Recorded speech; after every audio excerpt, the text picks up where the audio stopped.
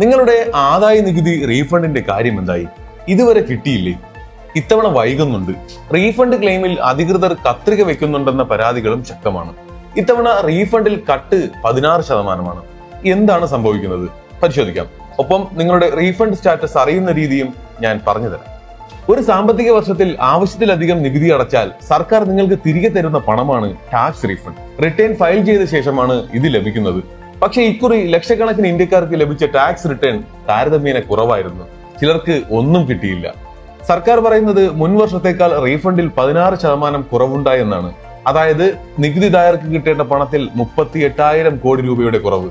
എന്തെങ്കിലും സാങ്കേതിക തകരാർ സംഭവിച്ചതോ ഫയലിംഗിൽ വന്ന പിഴവോ അല്ല ഇതിന് കാരണം. വലിയൊരു മാറ്റത്തിന്റെ തുടക്കമാണിത്. അതെന്താണെന്ന് നോക്കാം. ഇൻകം ടാക്സ് റീഫണ്ടിൽ സർക്കാർ പരിശോധന കർശനമാക്കിയതാണ് ഇതിനുള്ള പ്രധാന കാരണം. പ്രോസസിംഗ് സമയത്ത് തന്നെ പല അപേക്ഷകളും ആദായ നികുതി വകുപ്പ് നിരസിക്കുകയാണ്. ഓട്ടോമേറ്റഡ് സംവിധാനത്തിലേക്ക് മാറിയതോടെ തെറ്റുകൾ പെട്ടെന്ന് കണ്ടെത്താനും കഴിയുന്നുണ്ട്. നിശ്ചിത പരിധിക്ക് മുകളിലുള്ള റീഫണ്ട് ക്ലെയിമുകൾ അധിക പരിശോധനയ്ക്ക് വിധേയമാക്കുന്നുണ്ടെന്നും ആദായ നികുതി വകുപ്പ് പറയുന്നു. തെറ്റായ ക്ലെയിമുകൾ തടയാനാണ് ഈ സംവിധാനങ്ങൾ ഏർപ്പെടുത്തുന്നത്. ഇനി എങ്ങനെ നിങ്ങളുടെ ഇൻകം ടാക്സ് റീഫണ്ട് അപേക്ഷ പരിശോധിക്കാമെന്ന് കൂടി നോക്കിയാലോ? ഇതിനായി www.incometax.gov.in എന്ന വെബ്സൈറ്റിൽ ലോഗിൻ ചെയ്യണം. ശേഷം ഈ ഫയൽ ടാബിലെത്തി ഇൻകം ടാക്സ് റിട്ടേൺസ് ക്ലിക്ക് ചെയ്യണം. വ്യൂ ഫയൽഡ് റിട്ടേൺസ് സെലക്ട് ചെയ്താൽ ലേറ്റസ്റ്റ് ഫയലിംഗുകൾ കാണാം.